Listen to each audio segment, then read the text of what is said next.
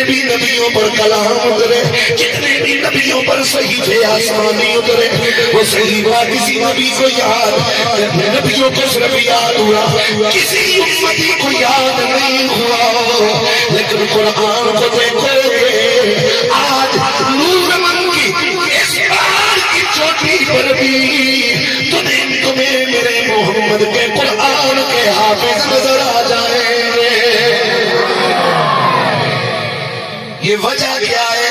کلام یہ بھی اللہ کا کلام، تورات بھی اللہ کا، زبور بھی اللہ کا کلام، انجیل بھی اللہ کا کلام، صحف ابراہیم، صحف موسیٰ بھی کلام میرے رب کے ہے، قرآن بھی کلام میرے رب کا ہے۔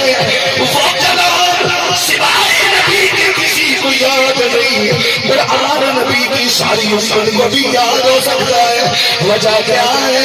فرمایا وجہ یہ ہے باقیوں کو میں نے کتابیں بلا بلا کر ہاتھوں میں دی ہے، اور قرآن کو میں نے قلب محمد پہ ڈالا ہے۔ چنانچہ میرا رب فرماتے ہیں والقرآن المجید، کاف کی حروف مقطعات میں سے کا حرف ہے، حقیقی مراد اس کی اللہ جانے یا اس کا نبی جانے، لیکن حدیثوں کی روشنی میں علماء نے ان کے رموز ضرور بیان کیے، ان کے اندر جو اسرار ہیں ان کو ضرور بیان کیا ہے۔ فرمایا اس کاف سے مطلب کیا ہے؟ فرمایا کاف سے مطلب یہ ہے کہ میرا رب محمد کے قلب کی قوت کی قسم کھا رہا۔ کاف قلب کہتے ہیں دل کو دو نقطوں والے کاف کے ساتھ، قلب دل، کاف محبوب مجھے محمد کے دل کی طاقت کی قسم۔ ہماری پہاڑ اگر کلامی میں پہاڑ پہ اتارتا تو ریزہ ریزہ ہو جاتا، قرآن کی آیت ہے، لیکن اترا کہاں؟ میرے اور آپ کے نبی کے سینے آتا نزل بہ الروح الامین علی قلبک، جبریل امین اس قرآن کو لے کر میرے محبوب کے دل پر، ہمارے نبی کے دل پر اتارا کرتے ہیں۔ 4 مختلف قسم کی صورتوں میں حضور پر قرآن اترا، کبھی جبریل اپنی اصلی شکل میں قرآن لے کے آتے ہیں، اور سرکار فرماتے ہیں کسی نبی نے جبریل کو اصلی حالت میں نہیں دیکھا، میں نے کئی بار جبریل کو اصلی حالت میں دیکھا۔ 600 اس کے پارے، اور صرف ایک پر آ جائے تو ساری 7 زمینوں کو وہ ڈھانپ لے، یہ اس کی اصلی، لیکن وہ کبھی انسانی شکل میں آتے، کبھی گھنٹی کی صورت میں گھنٹی بجتی اور حضور کو پسینہ آنا شروع ہو جاتا، اور اسی گنگناہٹ کے اندر اللہ تعالیٰ میرے نبی کے دل پر قرآن اتار دیا کرتا۔ وہ بظاہر وہ گھنٹی ہوتی لیکن حضور کے دل پر وہ لفظ لکھا ہوتے، اور حضور کی زبان پر اللہ تعالیٰ حضور کے دل میں انہیں محفوظ کرتا، اور حضور زبان سے بیان کرتے میرے محمد کے سامنے اس قرآن کو لکھ دیا کرتے تھے۔ کبھی خواب کی صورت میں بھی آیا، لیکن قرآن جو ہے نا باقی نبیوں کو بلا بلا کر ایک بار کتابیں دی گئی، میرے نبی جہاں جدھر جدھر جاتے رہے قرآن وہاں وہاں اترتا رہا۔ اسی لیے قرآن کی جب علماء نے تقسیم کی آیتوں، کچھ آیات بری ہیں، کچھ آیات بحری ہیں، کچھ آیات عرضی ہیں، کچھ آیات سمائی ہیں، کچھ آیات جنگی ہیں، کچھ آیات شتائی ہیں، کچھ آیات جو گرمیوں میں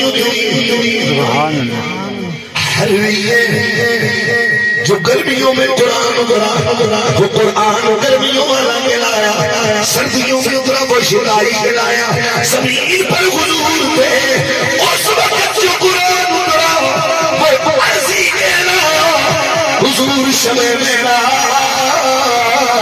آسمانوں پر گئے، کچھ قرآن آسمان پہ میرے محمد کو اترا وہ قرآن سمائی کہلایا، اور کچھ قرآن کی آیتیں ایسی ہیں جو زمین بھی اتری نہ آسمان بھی اتری، بلکہ کہ میرے نبی جس وقت فضا میں میرے پرواز تھے اس وقت بھی رب کا قرآن قلب محمد پہ اتر رہا تھا.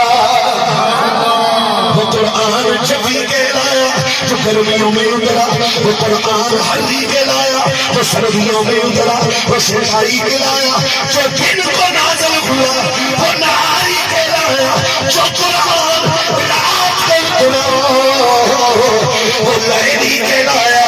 کہا محبوبہ باقی نبیوں کی پہچان کلام الہی سے ہے, اور سویا میرے قرآن کی پہچان محمد عربی سے ہے. لبیک لبیک.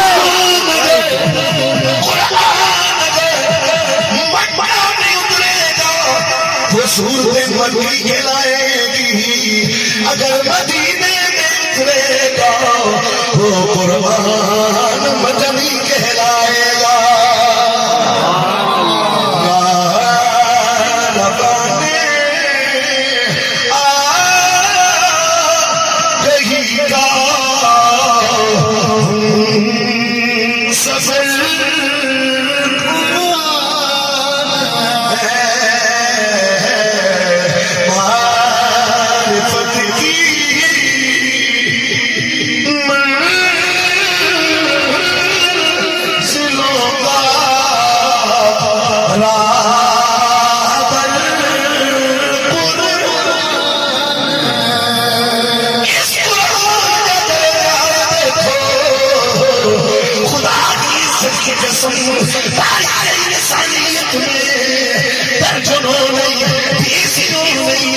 سینکڑوں واقعات ملتے ہیں کہ اس دنیا میں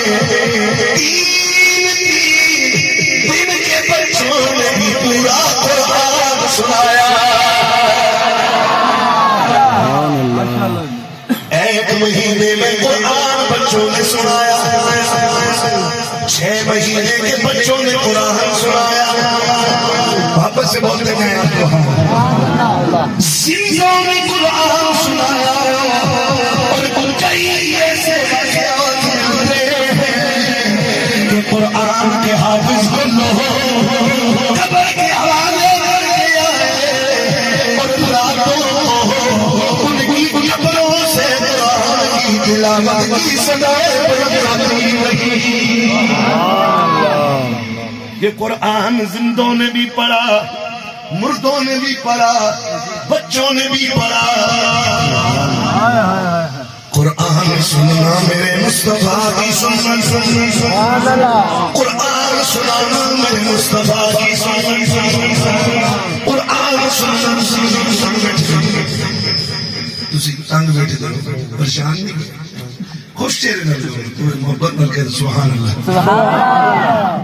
قرآن سننا میرے مصطفیٰ کی سنت, قرآن سنانا میرے مصطفیٰ کی سنت, قرآن سنانا جبریل کی سنت, قرآن سنانا جبریل کی سنت, قرآن سننا ملائکہ کی سنت, قرآن سنانا ملائکہ